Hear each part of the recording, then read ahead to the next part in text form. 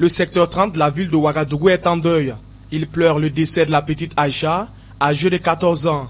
Un deuil doublé d'un sentiment d'injustice, car la population en colère crie au meurtre. Les jeunes, les dames, les enfants, ils sont tous en deuil. Parce que ce qui s'est produit dans notre quartier ce matin, c'était vraiment très très dommage. Parce qu'on a une sœur qui vient d'aller en vacances tout de suite là, même pas une semaine.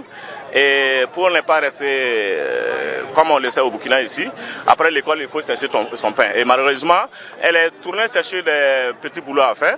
Elle a eu un boulot avec un gendarme, un militaire qui lui a embauché rien que le lundi passé. Voilà. Et ce lundi passé, il y a 3 jours aujourd'hui, ce matin, on s'est trouvé que l'enfant était fusillé par un pistolet.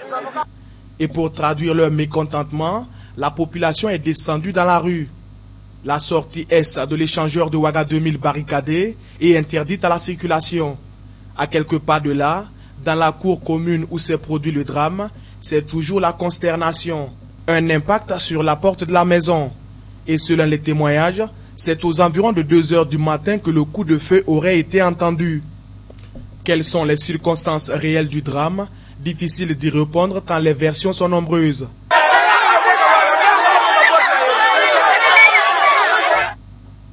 Pour beaucoup, c'est aux environs de 10 heures ce mercredi que les esprits ont commencé à s'échauffer. Ce voisin raconte.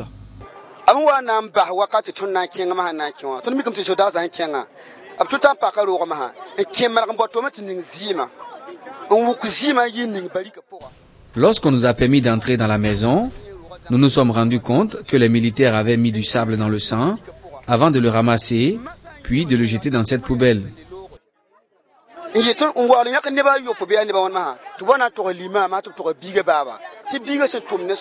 Après avoir proprement nettoyé la maison, ils ont emporté le corps. Et c'est après qu'ils ont fait venir une délégation auprès de l'imam pour dire que la fillette a été abattue parce qu'elle a été prise pour une personne étrangère au domicile.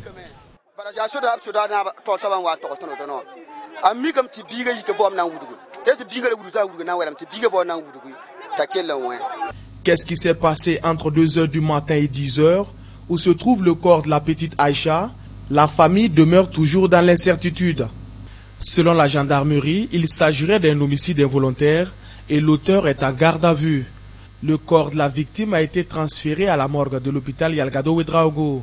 L'enquête, elle, se poursuit en vue d'élucider le drame.